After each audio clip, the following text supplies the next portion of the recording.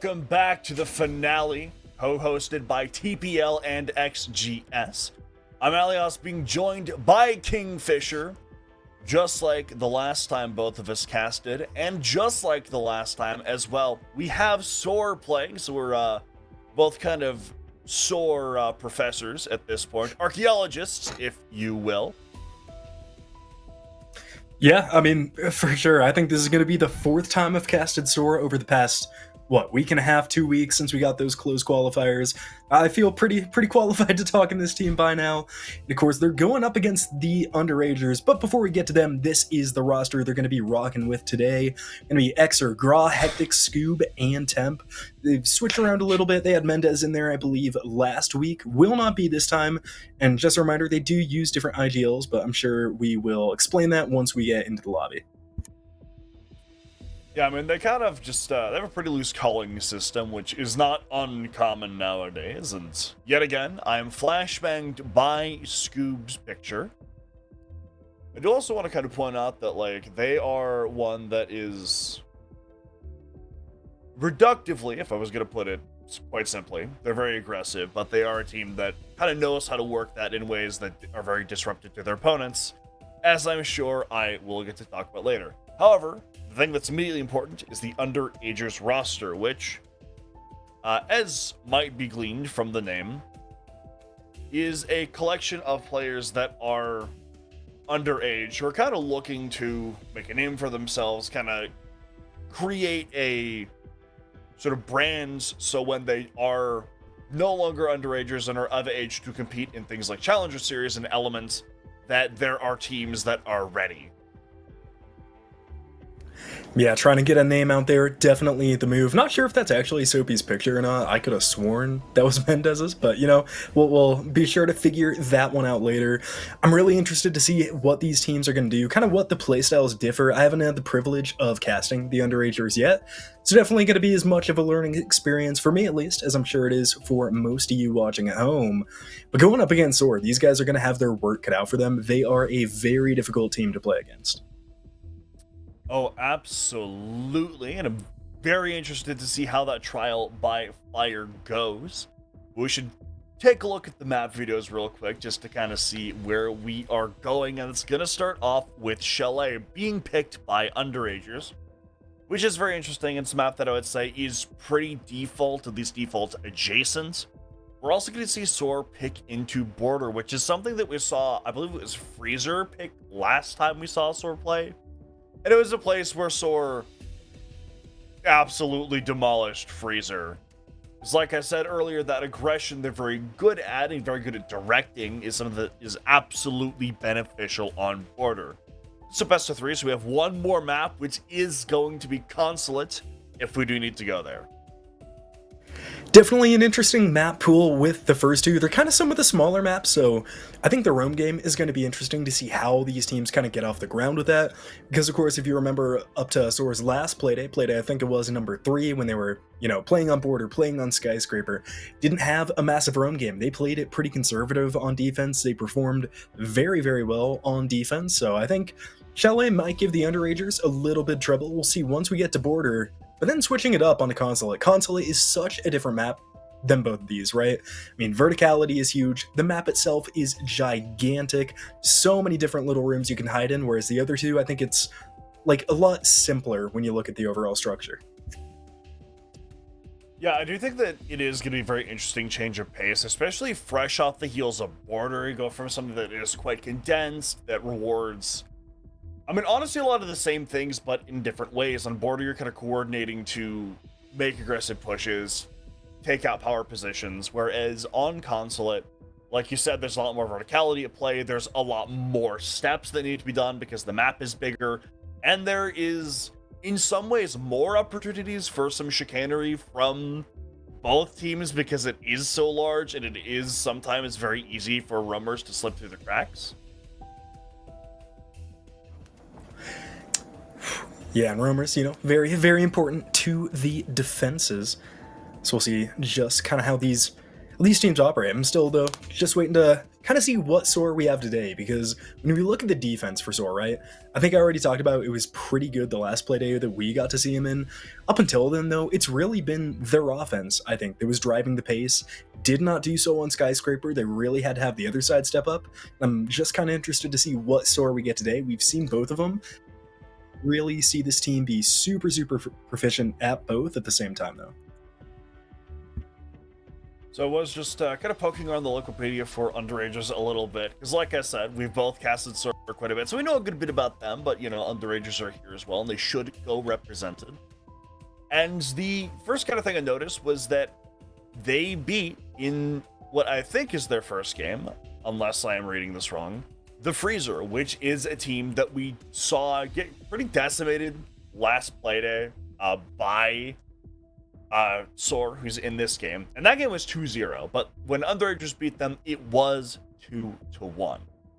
And Underagers also lost 2-0 to Core, who've been on a pretty dominant streak recently, so it is kind of speaking to me of being like a team that is solid with some potential, but maybe hasn't quite grasped that yet, which, given the ways that SOAR were playing last Sunday, the ways they're very good at kind of figuring out what is the plan the other team is going for, what are the win conditions, and how do we break that apart, that Underagers is the type of team that can often be very vulnerable to that type of play. Because the plans, they will most certainly be there. Underagers isn't going to have that out. I mean, they do have full coaching staff with Tones, who is a veteran of Challenger League, if anyone remembers that. But SOAR, they're a lot more recent talent. They've been in T2, I think pretty much all of them, and they're not going to let anything coherent get thrown out by Underagers if they can help it. Yeah, I think SOAR definitely going to give the Underagers probably one of their more fair tests so far. Like you said, losing 2-0 to Core just seems like something that all the teams are doing. I don't think it's a unique loss there to the Underagers. And then, of course, up against the Freezer, who have been struggling a little bit, you know, this kind of play day, play stage, whatever you want to call it. Good players on that roster, but just not putting it up together. Whereas you take SOAR, they've been on a hot streak, right? They lost to Core in week number 1. They won their last week 2-0. I think they won the week before that as well. Can't quite remember the scoreline, but, you know, they've steadily been trending upwards. Definitely going to give it some of the stiffest competition, and them starting on attack, I think, is only going to fire them up. Traditionally, I think of this team as attackers. You know, they like to use shields. They like to rush. Chalet is going to allow them to do both of those extremely well. Needs to be a really, really strong opening half here from the Underagers. Yeah, they kind of need to set the tone early for what they're gonna do. SOAR is a team where, I mean, they show cracks. Every team does, absolutely, and especially because they are a little bit newer. But Underagers need to show very early on that they're not going to not only take advantage of whatever cracks are in the armor of SOAR, but also that they are going to identify their own weaknesses on the fly and prevent SOAR from just kind of swooping in and taking advantage of that. And that, I mean, again, I cannot overstate the importance of doing that early, because if SOAR gets the ball rolling, that's not gonna stop rolling until the map ends with them winning. You really need to break that early on so that confidence and comfortability never has a chance to coalesce. Yeah, and I think that's especially true on a map like Chalet. I mean, Chalet is, I tend to think of it as one of the more fair maps. You know, the offense stands a pretty good chance. It being small is definitely a boon, kind of eliminates the roam game in a certain extent. It's pretty much straight up and down, not a ton of horizontal play. But on Chalet, if you start on the defense, right, and you lose the first 2 rounds, it is such a difficult map to kind of find your rhythm on, because it is so default. There's not a ton you can do to kind of kickstart yourself to get going. You can't go for any incredibly aggressive plays on defense because it's just going to be spotted. It's going to be dealt with. This is a map where you got to be on from minute 1. So I think the Underagers are starting on the right side for that. But I think, like you said, right, if they lose a round, lose 2 rounds, start to lose momentum, it could be a really, really troublesome map.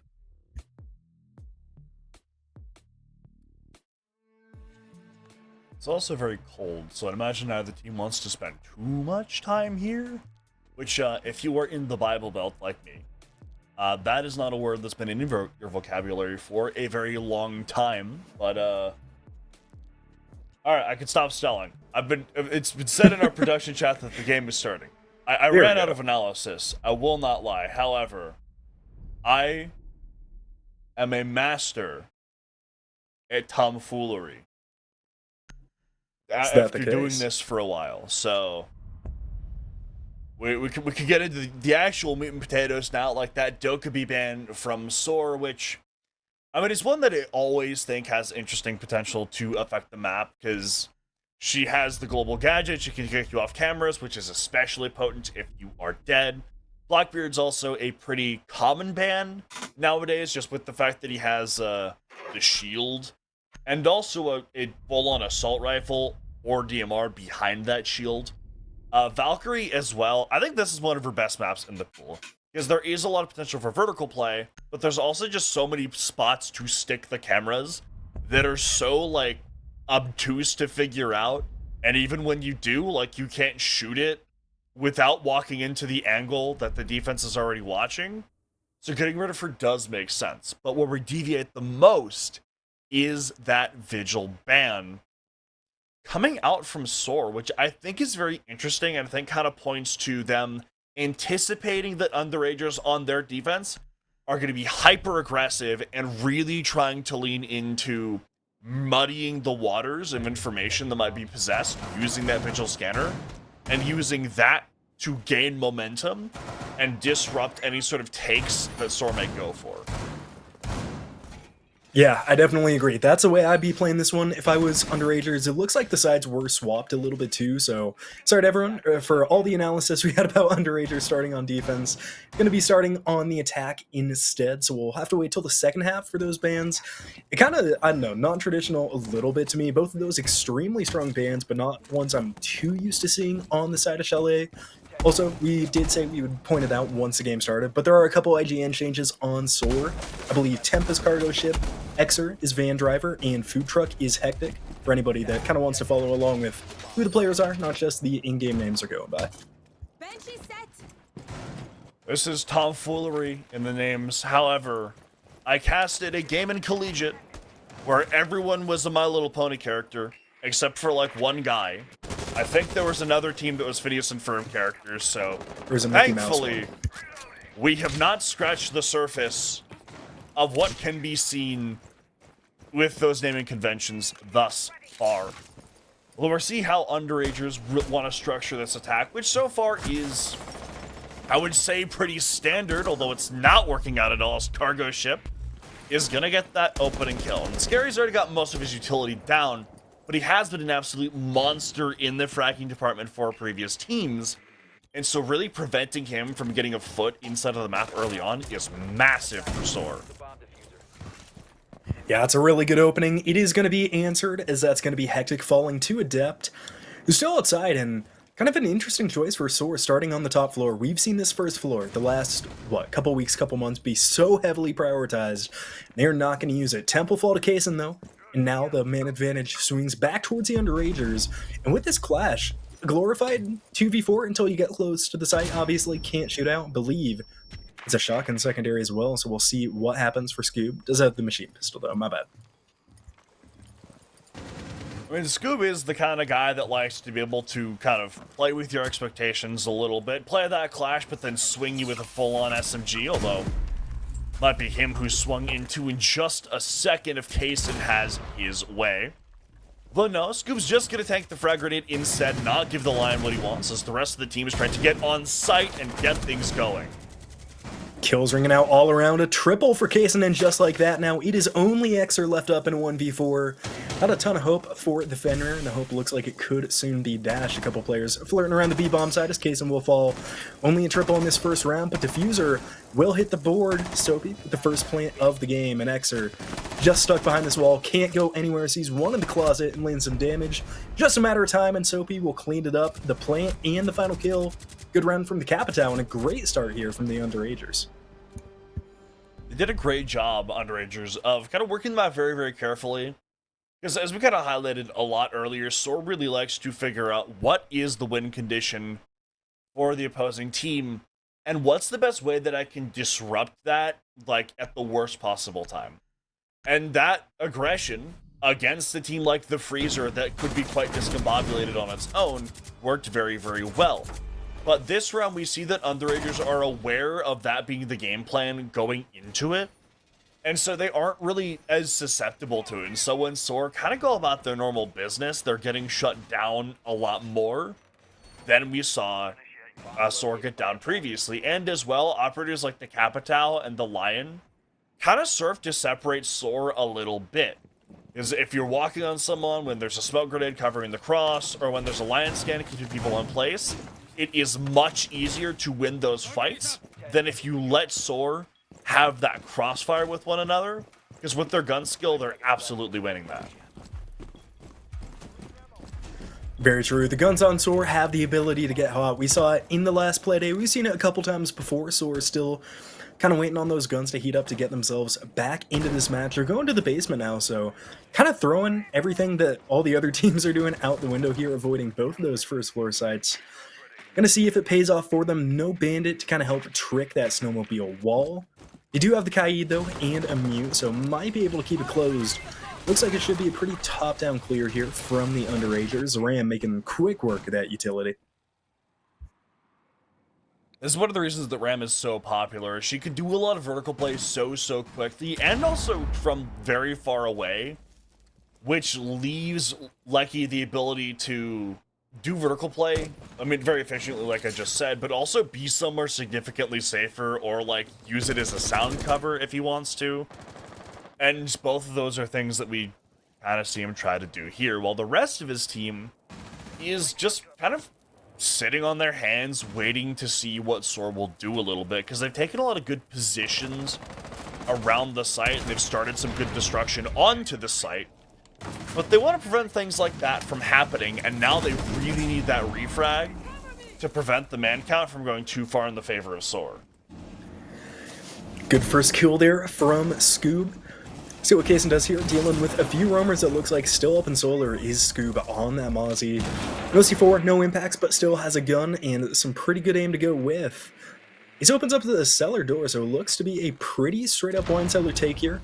The Habana can detonate those pellets anytime they want as well. The mute chamber's gone. Looks like it's going to be Lecky and Kaysen trying to deal with the upstairs here. The Mozzie is on the stairs, and Scoob will not get a second kill of the round. Instead, trade it back, and we're up to an even man count. 4v4. There is still one defender left upstairs. Going to be Xer playing all the way inside of Mud. And they're going to go for a plant. Underagers into the default spot here in the cellar. They're not going to catch it out. Kaysen gets one. Kaysen gets a second onto the floor. It's another double here for Kaysen. And try to extend it into a triple. See if they're able to. 2v4 post plant. UNDERAGERS now back down in wine cellar and back down in the dirt as Soapy picks up a kill as well after the plant. 2 rounds, 2 plants, and a lot of kills. The UNDERAGERS are on fire here to open up Playday 4. Yeah, SOAR, they've gotten both opening picks so far, but they haven't really used that effectively. Because the reason the opening kill is so valuable, especially on the defense, is that it allows you to really utilize trades much more effectively, and on attack it just kind of slows down like the way jobs have to be done, but that hasn't been fully utilized by SOAR nearly as much as you would like. And especially when those executes are going down, or even just on that solo roam, really Scoob probably should have tried to go back to the site there and play with the rest of his team, so that when that plant is going down, you essentially have a 3 versus 5 that you can try to work for those 7 or so seconds that Soapy has his hands typing on that keyboard. But because he dies on his own, trying to make a hero play off site, and then the rest of the team doesn't properly coordinate their retake onto the bomb site, it just allows Underagers to have a series of fights that they are advantageous in. It does. They're doing a great job isolating these gunfights, getting the shots they need, and they are falling pretty effectively. Gonna have another defense here from SOAR. Unsuccessful in their first 2, and they're gonna continue this site rotate, now going towards Bar Gaming. Kind of the traditional first site now for a lot of these defending teams on Chalet. I think Underagers have already done a great job getting the first 2 rounds on attack. You can lose an X4 and still be in a fine spot for Chalet, but they were showing no signs of slowing down. See if they do. Twitch able to take out this main lobby cam. fairly easily, and there's really not a ton of other utility besides that mirror for this Twitch to take down, and Scary is going to be the first one to fall. It's going to be a jump out from Scoob. What a shot there from the ward. No fire, no smoke now off the board for the Underagers. Looks like they only got some smoke in the back pocket of Kesa now to work with. Now we really need to see if SOAR are able to work this effectively. Is they have that opening kill onto a very good operator as well, but if they can't keep those bodies up, and if they don't utilize the bodies they have up well, then that's not going to mean anything. And so far, they're doing both of those things phenomenally. 2 quick kills go the way of SOAR, leaving us in a 5 versus 2, 2 versus 4 now, actually. Adept gets 1 back here for the Underagers, but it is going to be a very, very tough road ahead in a 2v4. No hard breach, they do have a buck, but now they don't have any more Grimbees as they use all of them. What a shot from Adept, make it another triple kill for the buck, and just like that, Underagers back in the round, but Soapy will fall to the refrag onto the stairs. That's Cargo Chick Temp picking up another, needs an ace clutch to win out this round. It looks possible. Yellow pings out and will get the kill. It's a quad for Adept. It is only Cargo Ship left remaining, has a C4, so a good amount of utility for this Mira. Now Vector will eat through that health bar, but Adept now is on a tear. And Temp, I'd be nervous if I was him. There's plenty of time for Adept to really be careful with this 1v1 as well. He's gotten that information onto where Temp is, and now he's going to start playing the long game and really trying to play with Temp's head. Effectively has Temp backed into a corner here on the Mira. Temp is going to see him cross, but now sitting behind the bar waiting for the swing onto the doorway. It'll come, but the shots won't land. This buck has the Mira boxed in, and they know it. C4 still available for Temp. Not going to throw it out, though. Just going to sit and wait. Has to be so careful playing around this black mirror. Depp is so close to this ace, he can smell it. Both the heads bobbing and weaving, and it's going to be Temp to find the kill. Adept can't make it happen. Such a tough position for both players, and SOAR will take their first defensive round. I mean, obviously, congratulations to SOAR. They have put a round on the board, which is exactly what they need to do. But even in that round, a 5 versus 2 that they acquire very quickly becomes a 2 versus 2, because they just won't stop taking these one-on-one gunfights. We see first the player swings inside a panel and gets killed by Adept. And then the 2 players that should have a crossfire on his position on mezzanine both get killed off one at a time. And then they leave, and then they end up leaving Temp in a 1 versus 1, which granted he does win. But just that miscoordination, that willingness to throw bodies away, really isn't something that SOAR can continue to afford to do at all, because especially once they get into the playoffs territory and they have to play teams like Core or Revelations, that is absolutely going to be damaging. 5 seconds to go. Yeah, will be. Regardless, though, SOAR, even though it's a messy round, they do put their first up on the board. Underagers still nearly managed to claw back, so I gotta think momentum still swinging solely their way, and Adept is gonna keep the hot streak going. Gra falls, trying to put up a castle barricade on the bathroom. Not ideal. If you're the castle, probably want to get those up in the pre-round. And that is why Gra now falls to 0-4, which is strange to see. Has been one of, I think, the most consistent members here for SOAR. It's also just another sloppy mistake that SOAR kind of made, and I mean, so far, SOAR's had every single opening pick, which has been good for them. It's been a lot of why some of these rounds have been, maybe not close, but have been as competitive as they have been in some areas. But now, Underagers, with the way they've been working their mount count effectively, has that opening pick right off the board. And unless either SOAR pulls something massive or Underagers don't play their cards right, that could be detrimental. Just over a minute gone in this round. With Scoop falling as well, it's now a 5-3 lead for the Underagers, and they are quickly making their way onto site. Only 1 player left on the top floor, and it's going to be Temp there playing on those solar stairs over there by Trophy. See how much impact they're able to make. Adept looking for a flank that is not going to come. They're in the kitchen and the bar, actually. So could see something here from Hectic. Gonna have to be very careful though, isolated from the rest of the team. With some pings coming out, they know exactly where this Frost is, but no they don't. Ace backs right up into it, Scary falls. And how about that? Hectic survives somehow inside a bar. Now the attack sure to hunt down the Frost. We see, I believe it's Temp, that's Cargo Ship, getting a little bit more adventurous over towards Piano. So he can hope that he has some similar success to his teammate, and he does. It's a 3 versus 3 now, with about a minute left here. As we see Temp yet again trying to disrupt things a little bit, play with the attack's expectations, and maybe get another free kill. C4 out and the C4 connects. How about that? Temp with a second onto Case, and just when they have the 5-3 lead, they are starting to fall apart here. SOAR clutching up when it matters the most. All the players now on the first floor, so verticality does belong to Underagers. It's going to be all up to Lecky and Soapy here. Try to get entry. It looks like they're going to try for a trophy side push. I don't think they have one over there. The closest is going to be Vandriver playing inside of the kitchen hallway. And the other two are still close to the bar gaming room. They're locked out of sight as of right now. We'll see him rotate back, but not before Vandriver gets one. Traded by Lecky, and now in a 2v1. 15 seconds to go as Diffuser, but will have no coverage whenever they go to plant. And with the one clear out in the lobby, he can't make it happen. Food Truck with another. Hectic with a very nice round, and SOAR stringing 2 together now off an unlikely round 4. That round was kind of a return to form for SOAR for kind of what I've been talking about. Figuring out what the weak opponents are along with what that win condition, and then disrupting it. Hectic going undroned inside a bar is... I mean, it's a thing that really shouldn't happen, but it does, and that gets a kill that I believe displaces the Diffuser for a little bit. And that's when you see Temp start moving around as well, off of that kind of calamity that already exists because your Diffuser carrier has been killed. And that type of thing that SOAR is so good at, setting up the dominoes and then really taking advantage of the payoff that happens once they're in freefall. I mean, they're very good at it, right? We've seen it work out a lot, but that round was really kind of the first time that we truly got to see it on full display in this map.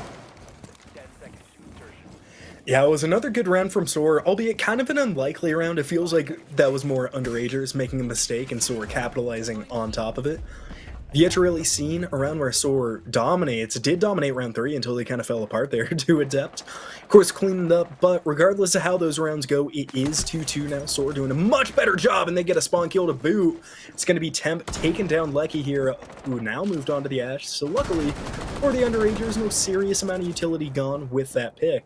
But starting off 1 man down, just 10 seconds in, is not the place where you want to get your third attacking round. Try to back out though as Adept takes down Scoob, who was moving around the site. It was usually such a consistent player for this squad, especially kind of with what I've been talking about, knowing when to swing in order to disrupt things. But I think the Underagers is kind of surprised or a little bit with the gun skill they've demonstrated. As they have, I mean, overwhelmingly, the picks have gone in the favor, the opening picks have gone in the favor of SOAR so far. But Underagers have been quite proficient with keeping up with that regardless. And, I mean, this round is absolutely an example of that. It is. They're going to have to do a lot more work because there is a minute gone. They've taken library control, but to be fair, SOAR really haven't been defending the library, which of course you don't have to do on this top floor. Can give it up if you choose to. Twitchroom going to be taken down. Kaysen still has 1 remaining, so still going to get some utility onto those goo mines and FNATs. They're going to have a lot of trouble dealing with this player on the deployable shield, though, because Lecky died. They don't have grenades, don't have any explosives to get that down. So the player inside of Piano, believe it's Maestro right now, yeah, it's Xer, is going to have an extremely powerful position when they push into Breach or that main hallway. They have good position with a minute left, but they're just running out of utility to clear things out with. They're running out of time as well. That's an environment where SOAR is absolutely going to thrive if they can continue making Underagers sit on their hands, but Kaysen is determined to walk forward regardless. Kaysen with a big double, that'll open it, and now Piano window nets him another. It's going to be Xer falling, and now it is all on Hectic in a 1v4. Soon to be post plane as well. The Frost map will claim 1. That's going to be Soapy down, picks himself back up though. Diffuser down, chances down, Underagers are about to put their third round on the board.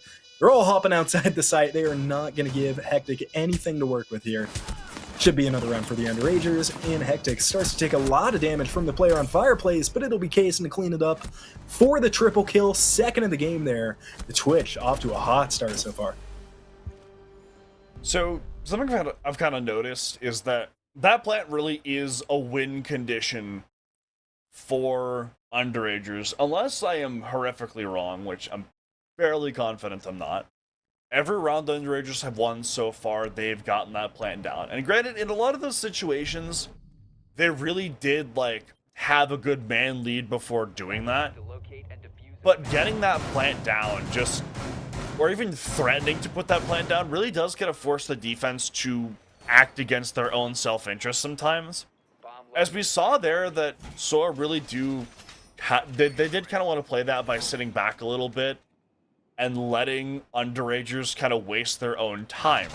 But then once Kaysen gets those 2 picks, then immediately Underagers start preparing to get that diffuser down now that they know there is room. Which then means that SOAR have to move around, but they already have the crossfires in place for if SOAR has to move around. And then you have Hectic in a 1 versus 1 that, or in a 1 versus 3, excuse me, that he does not end up winning. Yeah, difficult position there for the Frost. Unfortunately, not really a ton you can do in that situation. They're going to go back over to Bar Gaming. It's not a confusing choice for SOAR, but they just got to be a lot more polished than they were in round 3. Of course, everyone should remember we're off to a really hot 5-2 start, and then everybody overpeaked. The Ashe again will be the first one to die unless they don't want to leap outside here. And with an attacker nearby, definitely not going to be a good decision for Hectic, who's just going to sit and wait. Being revived now, though, it's going to be, I believe, Lecky there on the Striker. Yeah, well, who should be able to pick up Scary. They're looking through the drone hole, but they can't see the feet. So close there from Food Truck.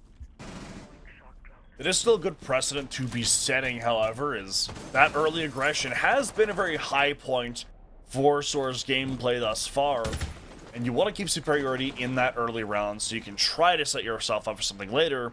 And they've dealt a good bit of damage to Scary on top of that, which is really going to limit his capability in a lot of late game gunfights, especially if he has to swing something like either of those vectors, which can pump out so many rounds per minute, but he actually gets the opening kill.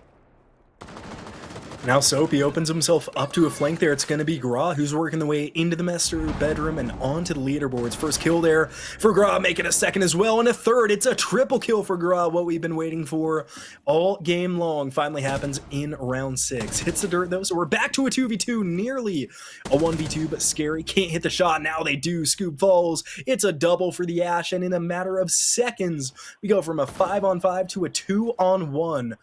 Now all going to be on Hectic, holding inside of sight, but with that Vector in hand, one of the best weapons in this game for this situation.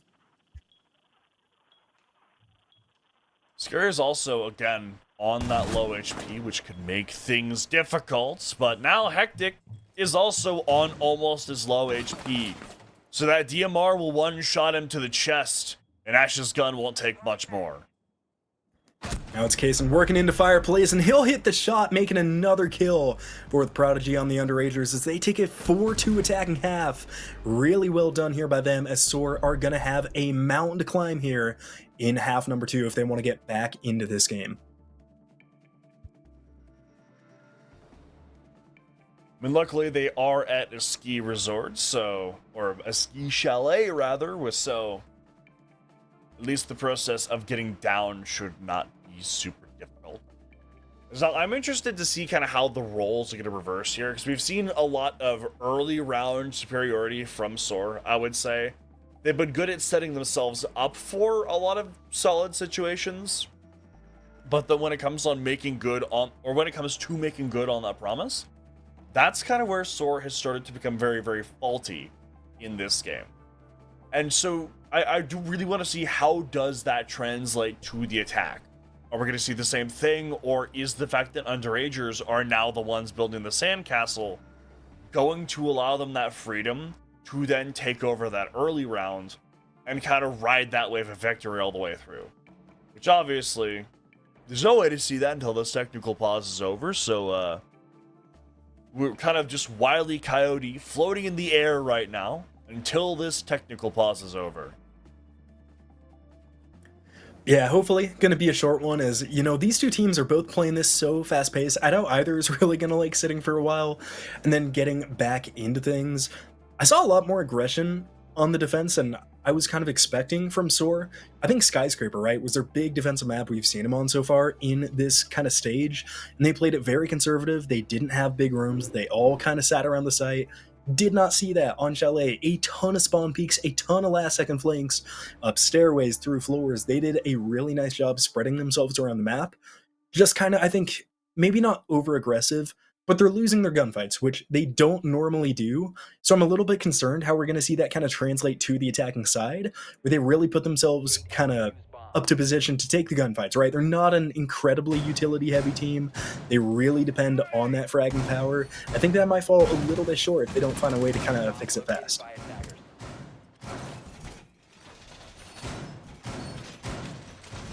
But Chalet is I think it is a map that is often, I think you said it earlier as well, it can be very forgiving for the attack. It's a map where it was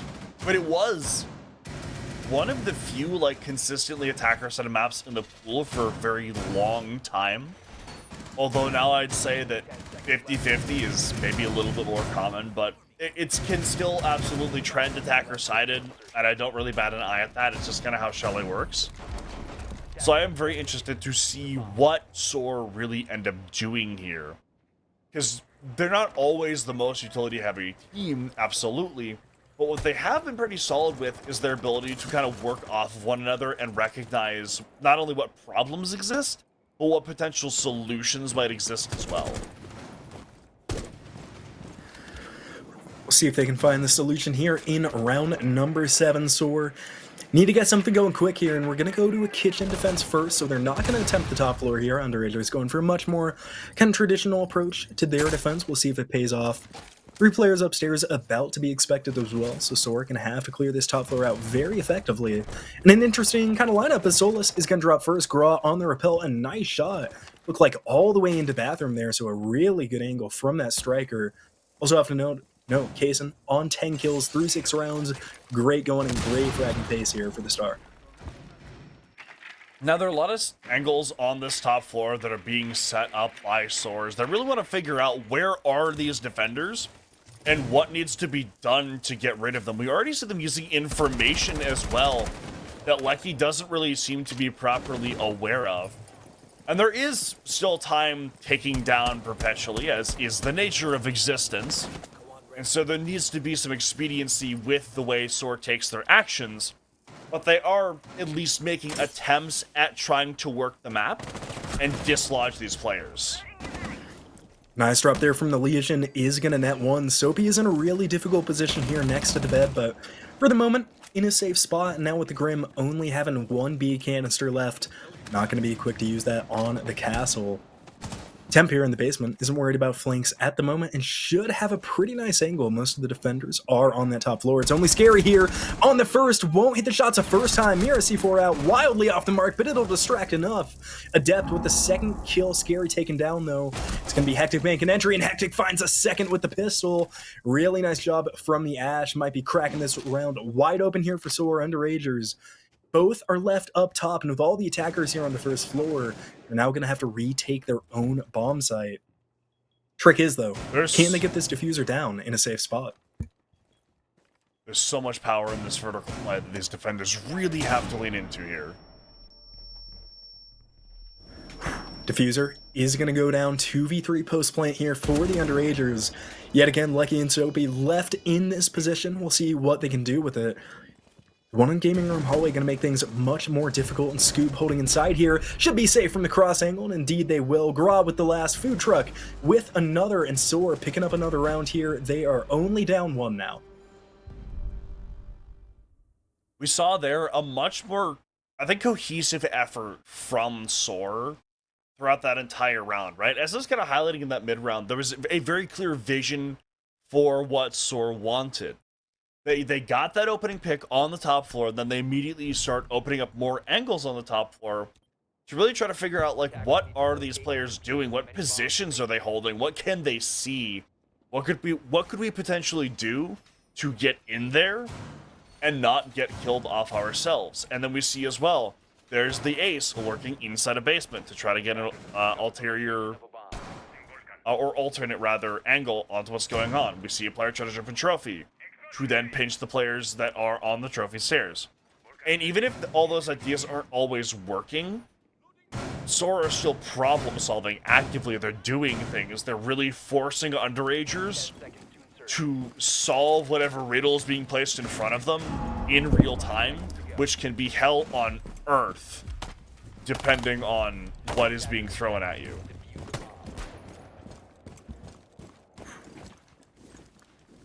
SOAR need this round to even themselves out. We'll see if it will work. Gonna be a bottom floor defense here this time for the Underagers, so won't go to the other first floor side or upstairs. Instead, they're gonna take it down to the snowmobile. With the yellow pings here, it looks like they're trying to isolate Kaysen, who's on the Solus again, and interesting pick. It's not really traditional. We'll see if it works this time. Can get a chance to see last, and the breach will come open. No denial ops here. And with the class, this is now going to be a very perilous thing, and they're just going to look for a rush plant. We've seen this before from SOAR, and they're going to make it happen unless there's a miraculous C4 here. With the glass watching, whoa, hit the C4, finally does, late to blow it up. Soapy can't hit it in time. Diffuser down, breach open, and now SOAR in an incredible position. So close here, but the Underagers miss the explosion by mere seconds. Granau runs through the fire, will be a sound cue, but is behind three of them who are stacked up on the diffuser. First falls, there goes Scary. Gra with another, as now Food Truck gets found by Kaysen, who is all alone in a 1v4. Make it a 1v3 as they get one and another triple kill. But with this Monty now, a hopeless situation, looks the wrong way. Temp takes it down, and SOAR have tied us up. So it's an excellent, not only fast play, but execution of that fast play, right? Because oftentimes an issue that we see really kill rushes in their infancy is that the team that does it will dilly-dally for so long that the defense kind of knows, all right, they're going to bust down that doorway and just run inside. But SOAR do it so damn quickly that there's no time for Underagers to properly react and rotate and get where they need to be. Because the plant's already going down with the glass staring at you by the time you figure that out. But not only that, you then have Gra take an alternative angle or alternative route of entry as he runs right through that fire, and he ends up shooting a couple people in the back, I think. Which then, in an already chaotic and claustrophobic situation that Underagers are in, really puts way more pressure on them to problem solve that on the fly. And then, even after they kill him and then one other, there's still a Monty on that breach, feeding information to his thermite, who is just staring at that hole with an ACOG, with active comms for where the guy is. Yeah, we don't always see teams prioritize it, but that breach is so strong once you get it open, especially if you have the tools to play around it, you know, like the thermite, the glass, the Monty. Difficult to take back, and we talked about a little bit pregame just how SOAR kind of like to take advantage of these shield operators. Saw the Monty last time, Blackbeard of course banned, but now they're on the Blitz. Scoob back on the shield. I couldn't see, I don't think it was Scoob on the Monty last round, was it? It might have been, actually. I don't know. I think it probably would be him on this team, maybe. I think he is their Temp, shield but operator most of the time. I would expect it to be Scoob more often than not. Yeah, no. Temp was the thermite, I think. Yeah. But regardless, no thermite, no Monty this time, just a Blitz, and Scoob will be using it. The Ying as well. Haven't seen this from SOAR. We've seen them pull it out a couple times in previous playdays. See just how useful it is here. They have the Grim sights onto one, but with the player right inside of the bedroom, going to be the castle there, Soapy can't swing into this window to try to get the kill. Do you get the opener? Gets the opener. Oh, it's onto the Blitz too. That's massive. And then there is a lot of utility being expended, but as a result of this pick, SOAR kind of have to sit on their hands for just a second, which can be devastating for teams like this, and especially when Underagers are this proactive in these fights. Players going down on the rappel, but they'll get a kill from it as well as the Lion takes one down. Hectic still playing this campfire repel. We'll see what they can do. They have the Legion pinch here. The only problem is they really can't push them from either way, so I'm a little unclear why they're continuing to hold this position. Need to move somebody off the repel with the other defenders upstairs. Now they're not. I don't think they know it yet, but you are not going to be able to swing in safely because all of the Candelas are gone. But Food Truck will take down Adept. Somehow, the Legion just peeked too far out and the Yin gets it. Massive blunder there from the Legion as that's going to open this round back to SOAR. But Kaysen on the Solus is close. The Jaws music intensifying. Swing goes out. He doesn't get it. It's actually him that's on low HP now, but he gets the kill on the van driver. But Food Truck is making the deliveries that he needs to with 30 seconds left. Scary has to hold out alone. Can be a difficult position for the Mira. The gun good for close range, not for long though. And it looks like both of the SOAR Gaming players are pushing down this trophy side. Gra with the diffuser has to be the priority here for the Mira, but instead looking towards Food Truck. Needs to get this first kill if they want any hope. Gra dropping low, Food Truck as well, but Food Truck will get the kill onto Scary. SOAR now, for the first time this set, bound into the lead, 5-4. This is the SOAR that I was expecting to see because they're very poised in all of these rounds. On the defense, it was kind of difficult to tell sometimes what SOAR really wanted the rounds to look like, how things were supposed to coalesce in the end. But on these attacks, every single round, there really has been an identifiable through line between what SOAR is kind of doing at the start into how they end up winning that round. Which the most obvious is probably their second attack on round 8 where they just run through the wall and then kill everyone. But in that last round, we see, yet again, they open things up. They figure out where people are. They throw more utility at them this time to try to displace them. And even when Underagers would get frags back, you don't see SOAR panic and try to move too fast to get a pick back. You don't see them, like, give away the game. They still follow the plan, albeit a little bit more difficult with more difficulty, but they do still follow that plan. It's about to be a very big round here for the Underagers. If they lose this one, SOAR moves to match point on Chalet, and now, you know, we talked about it a little bit when Underagers were on the other side, but once you got momentum building, it becomes so difficult to top on this map. They have a player hidden here in the corner library with the Blitz looking in and the Capitao levitating in midair. Be a very interesting interaction early on here, but they see him and Scary follows the first one to do so. A nice entry by the Blitz. There is another out on the mezzanine. They know it. Shots land onto the Azami. Kaysen is going to be allowed to, or Adept rather, is just allowed to play on this Mirai. Finally has to fall off because of the Capitao, but not in an enviable position, and that is a big entry here from SOAR. And they're continuing to really make sure that position isn't nearly as useful as the Azami would like, so they can try to get farther in here. Cargo ship tags on for another one before Kaysen finally finds Gra. Now I see Van Driver also trying to tag on, find another angle, but Adept finds him instead. As now Underagers have equalized things, at least for the time being, and they've even managed to kill off that Blitz. Blitz, a big one down. 3v2 now for the Underagers. Still over a minute and a half to go, and finally this quick pace attack comes to hurt SOAR. Still a couple of players upstairs, all the players, rather, are upstairs, and without this diffuser, gonna have to rely on some kills. It's on the roof, so they can go get it whenever they need to. And Cargo Ship is inside of the bar, so he's just chilling in sight. Can't really do anything about it, though, unfortunately for the Capitao. Has one flame bolt still in the inventory, but it looks like they don't know where these defenders are playing. And my mistake, the diffuser's actually in the top hallway, not the roof. So much worse for the attack. They do kind of have to be really careful with how they work this, and they have the time to do that, although maybe not the definitely not the manpower now. As Food Truck does secure that diffuser, but really at what cost? You're completely alone against these three gunners. And you don't really have any utility to your name to get rid of anything. You just kind of have to shoot people in the face. See if they're able to do that. Now left in 1v3 for Food Truck. One of the best players on SOAR in this match, but has a lot to do and not a lot of time to do so. On Bulletproof as well, so they know exactly where this Finka is coming from. and be forced to drop through this hatch. And now with all the defenders in sight, will get the first. 25 seconds, so plenty of time for this player. But Adept playing in this mudroom is going to be a bit of an X factor. He can get the first onto Lecky. That mudroom is difficult to flush out, especially if you don't know where they are. Doesn't look like they have a ton of drone intel too. No ping, so Food Truck gonna have to find the last two on his own. Drops down. Lecky gonna be the first one he meets here inside a bar. Lecky will get headshot, misses the bullets, and now Food Truck with no time. Adept in the mudroom will hold out. Round even for the Underagers. Game now 5-5.